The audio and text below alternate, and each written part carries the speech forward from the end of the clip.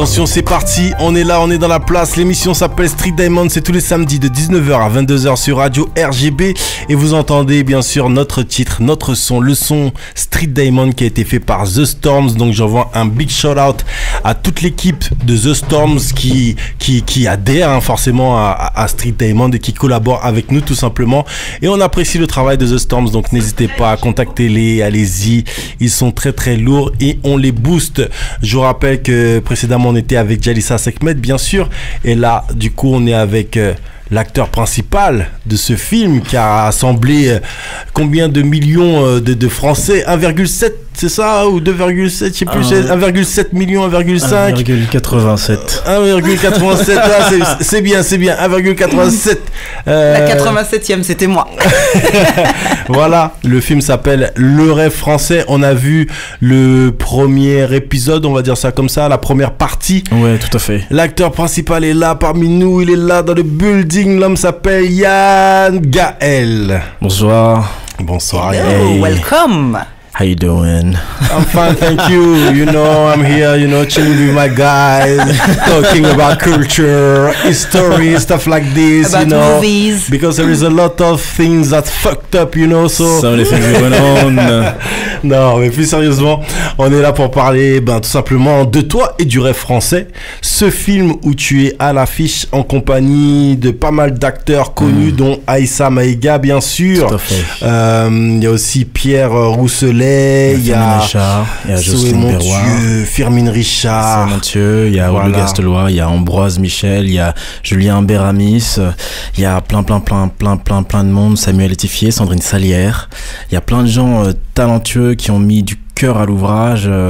Il y a beaucoup d'afro-descendants. C'est-à-dire que le cast est quasiment exclusivement afro-descendant, et c'est une très grande fierté de pouvoir présenter une telle qualité avec autant d'implications, avec un thème, une thématique qui est aussi politique.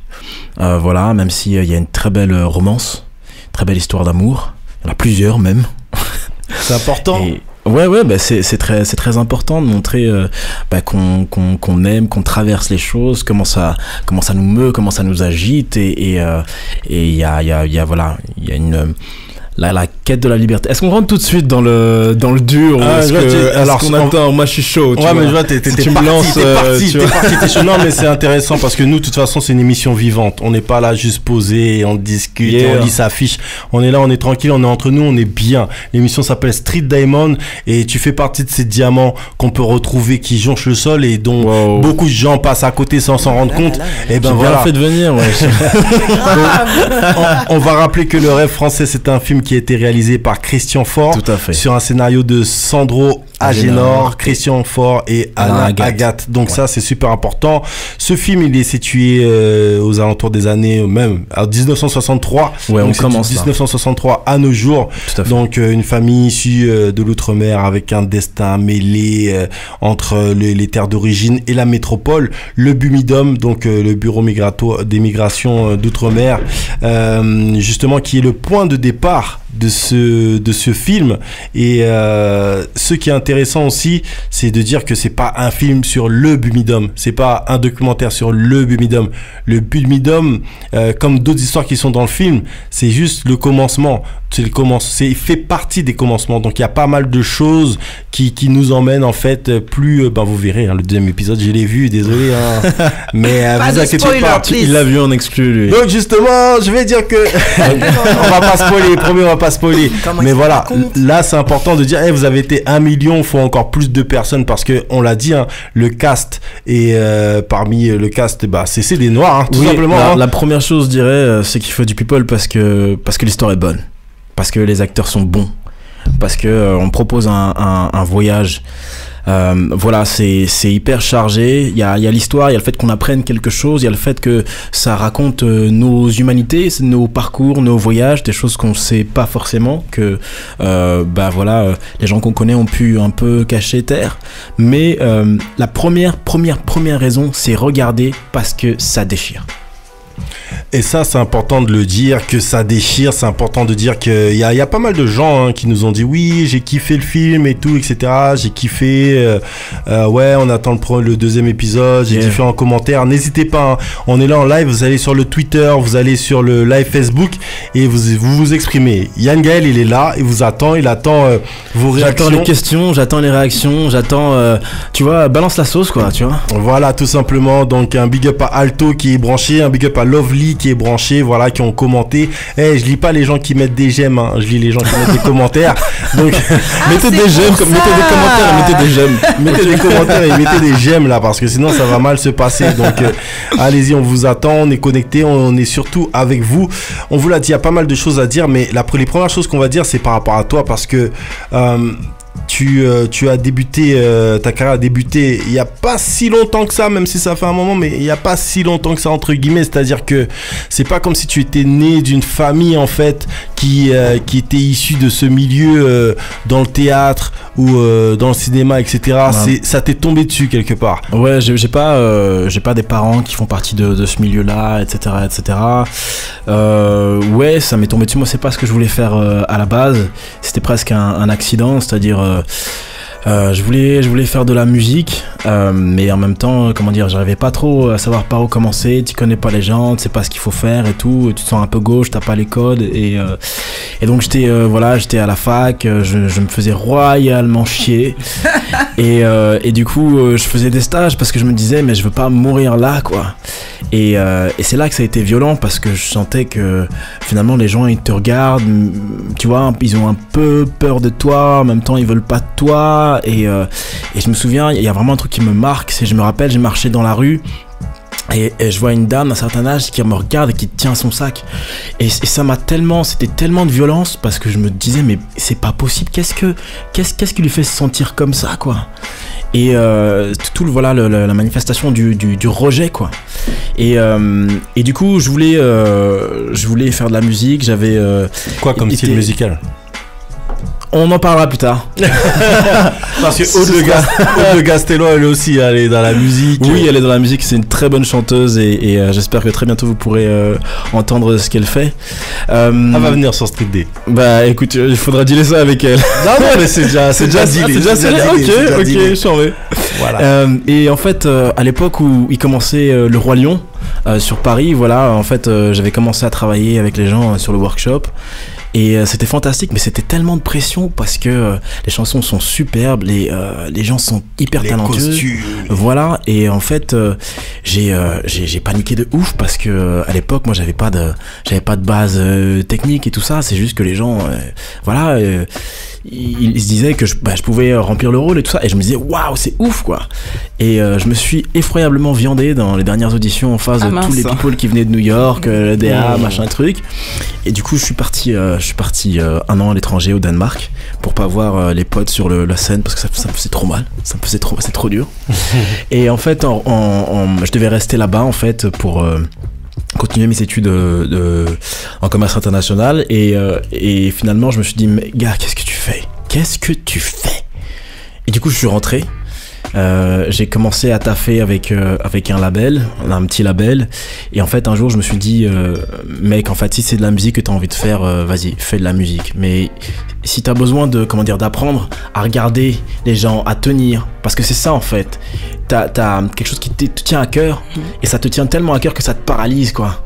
Tu vois, que t'as peur du jugement de l'autre et tout ça. Je me dis, pour se débarrasser de ça, il faut faire un truc. Et en fait, un dimanche matin, littéralement, je me suis levé en sursaut et j'ai fait, va dans un cours de théâtre.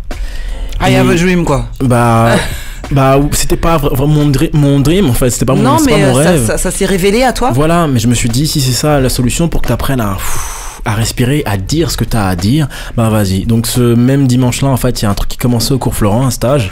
Le même jour, toi tu perds pas de temps. Le même jour, j'ai pas le temps.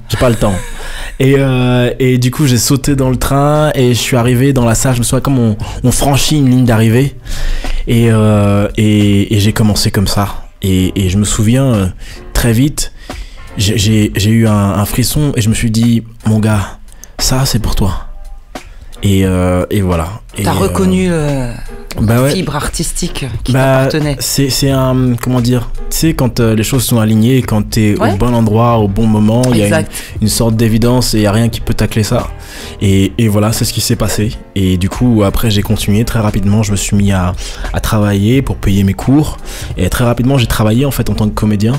Je me suis dit, s'il y a des gens qui arrivent à faire ça dans la vie, qui gagnent de l'argent en faisant ça, qui est leur passion, ça veut dire que c'est possible. Donc comment est-ce que tu fais pour y arriver? Et voilà. Et donc j'ai fait du doublage très rapidement. Grâce à ça, j'ai pu payer mes cours. Et après, en fait, quand je suis arrivé en dernière année au cours Florent, j'ai vu que tout le monde se levait le matin pour aller préparer le Conservatoire National, qui est la plus grande école d'art dramatique de France.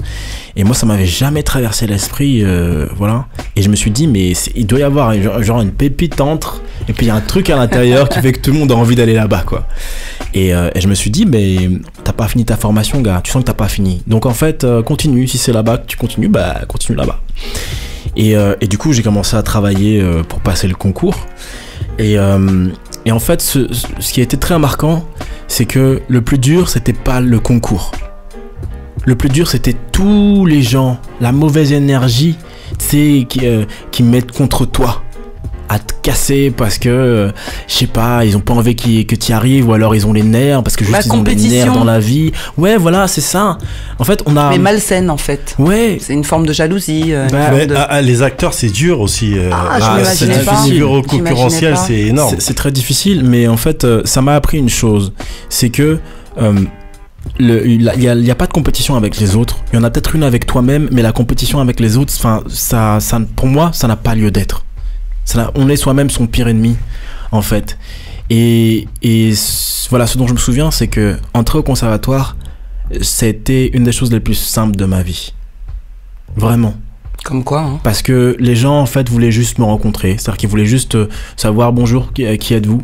Et du coup, avec des choses, avec des scènes, avec des mots soigneusement choisis par d'autres, pour le coup, j'avais qu'à dire bonjour, voilà qui je suis, voilà ce que je veux dans la vie. Et voilà, ça a été en fait très très très simple. Parce que dans cette ambiance de négativité, dans cette ambiance de compétition où les gens sont prêts à tout, il y a aussi des personnes qu'on croise et qui nous donnent des bonnes vibes. Des personnes comme Jean-Pierre Garnier de la classe libre du cours Florent, des personnes comme Gérard Sartre de Sartre du conservatoire, ou Christine Farinck. T'as fait, mon gars. T'as fait, mon gars. Comme d'habitude, j'ai envie de dire. Yeah, ça fait très très très très plaisir. Ouais, c'est-à-dire que voilà, sur mon chemin, j'ai trouvé des gens qui étaient prêts à souffler dans mes voiles. Voilà, et c'est les gens dont tu as cité les noms font partie de ces personnes-là qui m'ont accueilli très simplement, qui m'ont guidé, qui m'ont dit écoute, dans le théâtre il y a ça, il y a ça, il y a ça pour toi. Parfois on se dit que ouais, mais le théâtre en plus on se dit c'est des vieux trucs poussiéreux, c'est pour les babtous. Qu'est-ce que je vais trouver pour moi là-dedans? Tu vois, il y a rien. Vas-y, viens, on va direct ailleurs, quoi. Perds pas ton temps. Et du coup ces gens-là m'ont dit en fait il y a ça. En fait il y a ça. Ils ont pris le temps aussi de me regarder. Parce que parfois justement on prend pas le temps de regarder les gens, on se dit alors toi t'es comme ça, alors tu te mets là, toi t'es comme ça, on balaye vite fait du regard, tac tac, on catégorise. Alors que non, on est, et surtout nous les afros, là où on distingue rarement nos humanités, on est tous chacun unique, différent, et qu'on peut apporter des choses. Il y a des choses qui transpirent et voilà, on possède le monde en nous. Et ces gens-là ont pris le temps de me regarder, de m'écouter, de me guider, de me donner quelques clés. Et encore aujourd'hui, si je suis là, si je fais ce que je fais comme je fais, je le dois à ces gens-là. Donc merci à ces gens. Je vous rappelle que vous êtes bien sur Street Diamond, 19h-22h sur Radio RGB. On est avec Yann Gaël, l'acteur principal du téléfilm Le Rêve français. Donc la deuxième partie de ce téléfilm va passer le 26, c'est ça? Le 28, voilà, soufflez-moi fort, n'hésitez pas, vos micros sont ouverts. Hein, c'est la semaine prochaine. Le 28 mars, tranquille, la semaine prochaine. Et on se fait plaisir, ça passe en prime time, you know. Yeah. So, il faut se connecter, il faut aller chercher. Ma team com, n'hésitez pas à me faire tourner. Kenny essaie d'aller sur ma page Facebook, il y a des commentaires avec des questions dans des posts. Et n'hésitez pas sur Twitter, on vous attend aussi notamment. Donc si vous avez des questions, on est là encore pour quelques minutes avec Yann Gaël. Alors Yann, il y a un truc aussi qu'on n'a pas dit, c'est que ton travail a été salué au dernier festival de la fiction de La Rochelle en 2017. Donc tu as été récompensé du prix de la meilleure interprétation masculine pour ton rôle du rêve français, ce rôle principal. Mais c'est pas le premier film où tu as été primé, c'est pas la première aventure. Tu as été aussi primé meilleur acteur au Festi France Brésil. Donc pour le film Et toujours nous marcherons. Donc encore une fois des aventures, encore une fois ton travail qui est reconnu, encore une fois du taf. Et même qu'on te reconnaît pas quand t'es dans un clip de Booba de dos, c'est encore des clips qui sont plébiscités, le clip Jimmy. Payant ta ficha. Donc même de dos, tu comprends qu'il a fait des cours de théâtre. Même de dos, le gars, c'est le conservatoire, le Conflorent, tout. Mais ce qui est drôle, c'est que donc j'ai le clip de Jimmy de Booba, c'est effectivement les gens l'ont vu, l'ont beaucoup vu. Comme je suis de dos pendant tout le clip, les gens savent pas que c'est moi. Et en général, il y a un moment où je sais pas comment ils finissent par l'apprendre et ça devient le sujet de conversation. C'est viral, quoi. Mais je vois comment est-ce que les gens retiennent ce clip, donc sans doute dans la clipographie de Booba, il a une place un peu spéciale, donc je me félicite de cette chose. Tu as bon dos. Voilà. Le fait que ton travail soit plébiscité, qu'est-ce que ça te fait? Parce que du coup, voilà, ça t'est tombé dessus déjà, ce métier t'est tombé dessus. Et là, comme ça, voir que ton travail est plébiscité, récompensé. Le succès lui tombe dessus aussi. Parce qu'attention, hein, c'est le premier acteur à avoir joué le rôle de Chocolat, hein, ce monsieur, hein, faut le dire, hein, c'est le premier, c'est pas Omar Sy, c'est lui, il avait joué au théâtre. Ah bon? Précurseur. Et alors il y a deux choses, comment dire, le fait de recevoir des prix, comment dire, c'est hyper flatteur. Voilà, on te regarde et on dit ben voilà, regardez cette personne parce que il y a quelque chose là à l'intérieur et ça fait toujours très très très plaisir. Ce qui me tient, j'allais dire encore plus à cœur, c'est la réception des gens, c'est le fait de comment dire, on a le pouvoir en tant que comédien de provoquer des conversations, tu vois, au sein de la cité. On a ce pouvoir-là. Avec la chair qu'on met, bien sûr, on prolonge le geste d'un réalisateur, le propos, etc., mais on peut faire en sorte que les gens aient envie de parler de certaines choses, voilà. Remettre certaines thématiques au cœur de la cité. Donc, s'il y a une chose que j'espère vraiment, c'est donner de la force aux gens. Tu vois, parce qu'on a besoin. Les temps sont durs, on peut dire qu'ils l'ont toujours été, mais je pense qu'au jour d'aujourd'hui, il y a des vrais frottements. Et voilà. Et en plus, Et toujours nous marcherons, très rapidement, c'est un jeune homme noir qui s'appelle Simon, qui est camerounais, qui arrive à Paris. En fait, il vient chercher son frère qui est disparu. Et ça parle de plein de choses, sur la migration. Il y a des thèmes qui reviennent dans ce que je fais. C'est peut-être pas un hasard, mais on a ces questions de déplacement et d'exil. Et avec le rêve français, je suis terriblement fier parce que pour moi, c'est un film qui est d'une grande audace, quoi. Le cast, on l'a déjà dit, le fait qu'il soit noir, mais aussi effectivement le bumidum, c'est-à-dire que le bumidum c'est une chose dont on ne parle pas, c'est-à-dire que c'est tabou chez les Antillais, mais c'est tabou aussi en France, en métropole, c'est tabou pour l'administration, pour la politique, c'est-à-dire que c'est toutes ces choses qu'on a effacées. Parce que justement, quand la France se regarde, elle se trouve que elle a fait des choses pas GG, quoi. Et là, c'est de dire, en fait, il faut pouvoir regarder notre passé en face pour pouvoir affronter notre avenir. Et le film, il est pas du tout manichéen. C'est pas de dire, il y a des méchants, il y a des nanas. C'est pas ça. C'est déjà de raconter l'histoire et aussi de mettre les gens en face des humanités qui les ont traversées. De dire, voilà ce que ça fait aux gens. Et ça va sans doute nous aider, on l'espère, à raconter la France d'aujourd'hui. Pourquoi on est comme on est, et puis de balayer certains dires qui sont plus qu'absurdes, des choses genre la France est un pays de race blanche.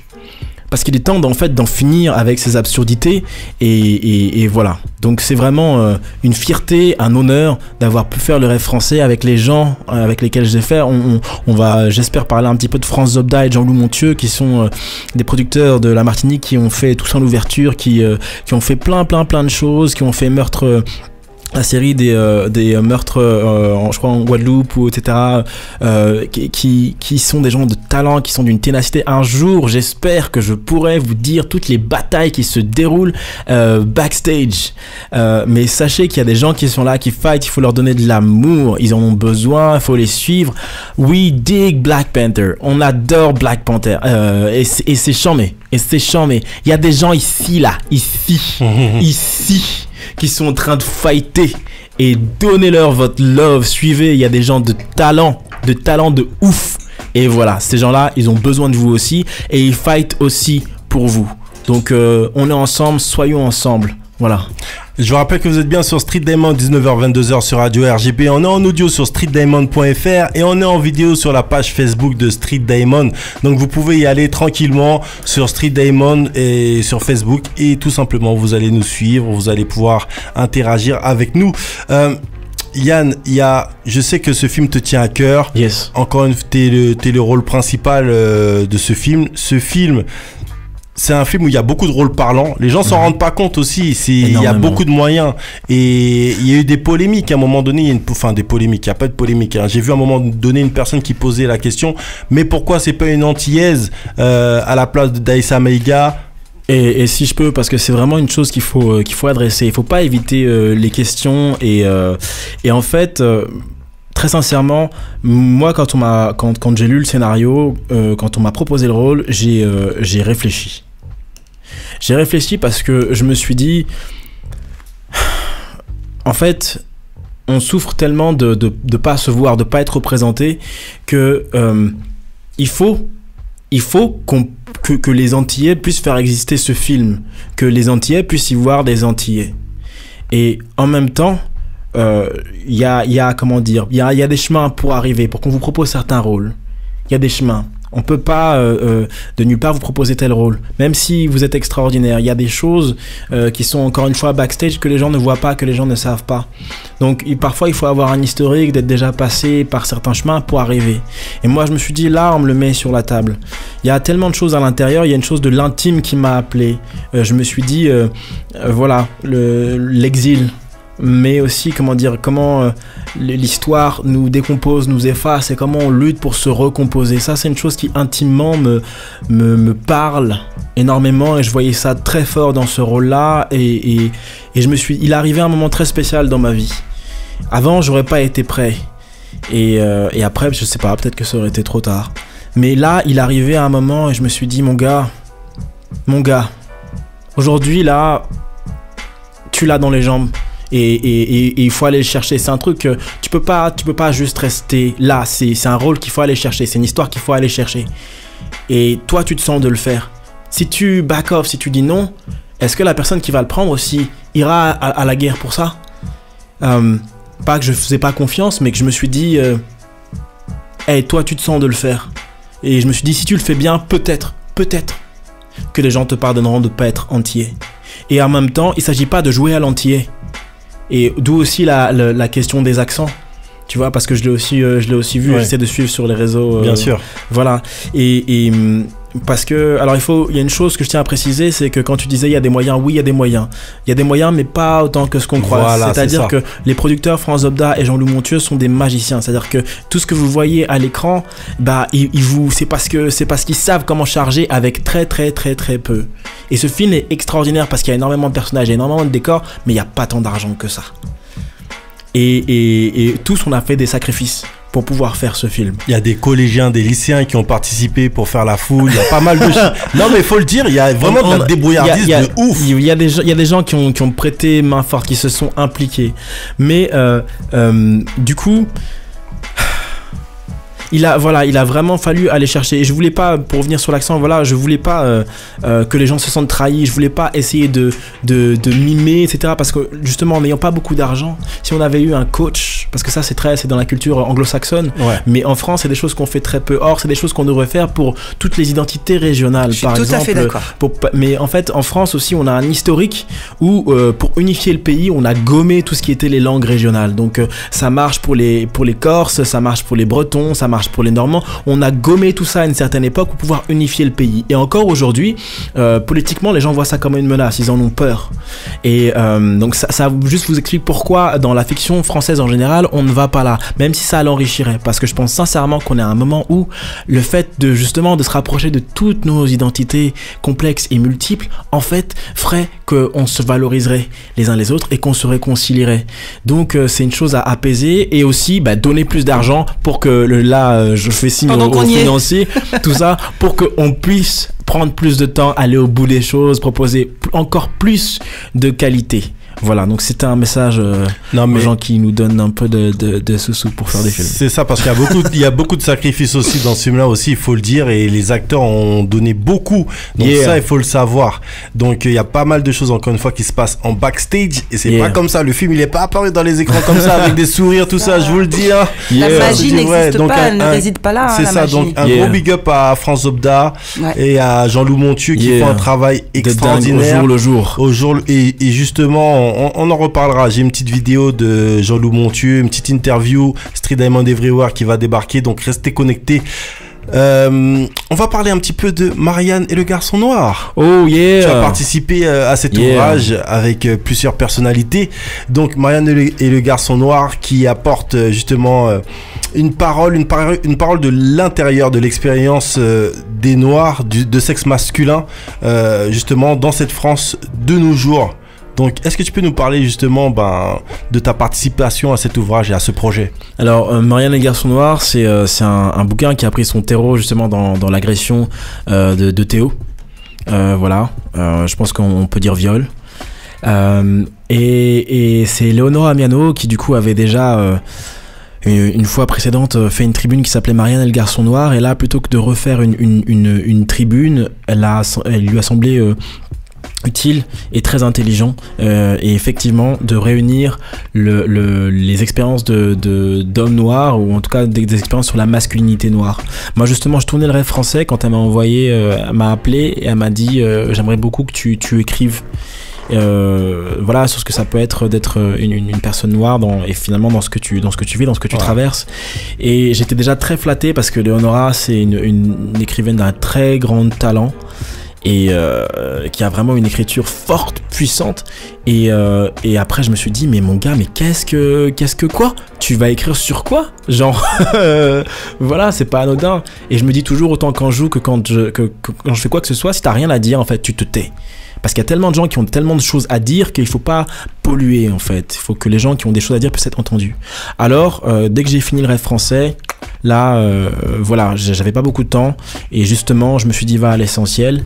Et du coup, j'ai essayé de parler de la représentation de l'homme noir, des hommes noirs, ou en tout cas de ce à quoi moi j'avais affaire. Donc voilà, c'est ce qui est sorti, une forme un peu hybride. Mon témoignage à moi, il est tout en dernier du bouquin. Et voilà, c'est ce que j'ai pu traverser, ce que j'ai à dire et de la manière dont j'ai envie de le dire. Et voilà, je tiens à saluer les éditions Pauvert, parce que l'éditrice a été très comment dire, elle m'a laissé libre. Voilà, on n'a pas essayé de me brider, on n'a pas essayé de me dire quoi dire ou de me forcer à dire des choses d'une manière, voilà. J'ai été libre, j'ai dit ce que j'avais envie de dire, de la manière dont j'avais envie de le dire. Donc ça donne, en tout cas, ma part dans Marianne et le garçon noir. Voilà. Alors, on nous reste peu de temps, mais j'ai envie de savoir certaines choses parce qu'il y a des choses qui me tracassent. Hormis le fait que tu aies été un gymnaste de haut niveau, ce que peu de personnes savent. Ah, je savais pas. Mais je veux savoir. Mais non, le truc qui m'intéresse, c'est le cinéma italien. Ouais.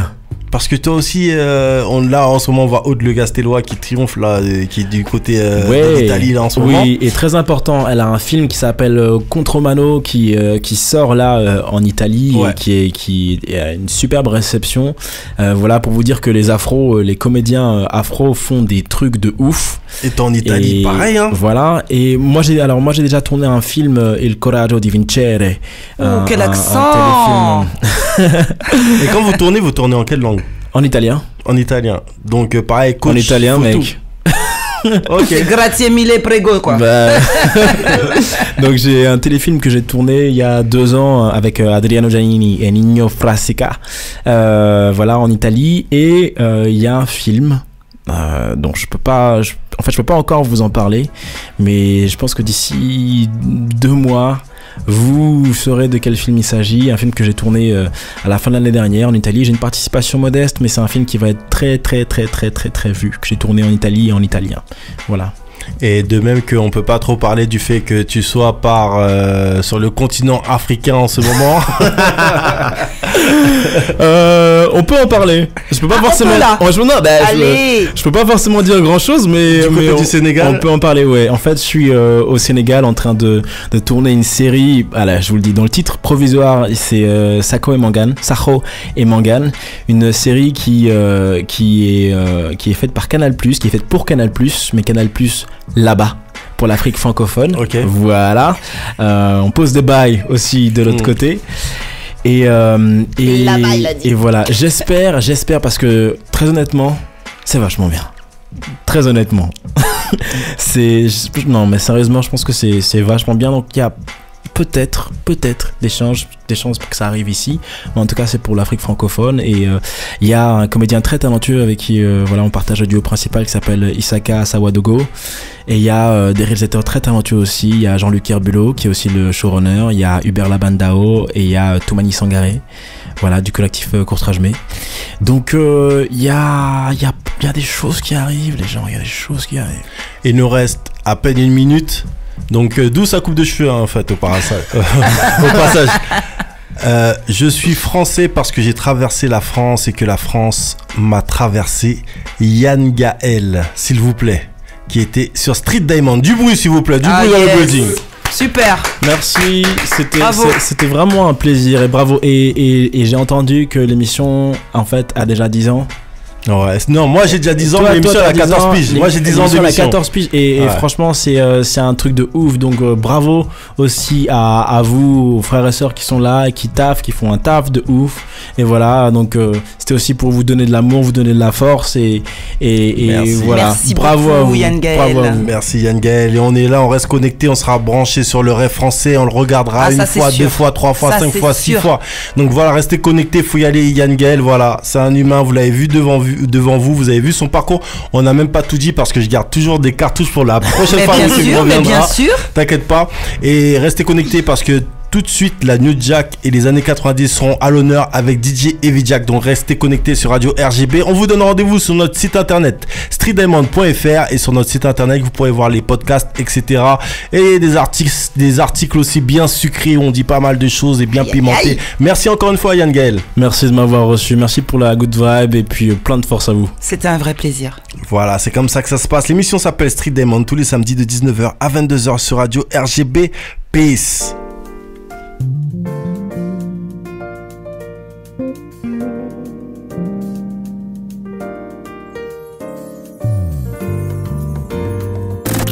Street Diamond, 19h, 22h sur Radio RGB avec Mac Parot et la team Street Diamond.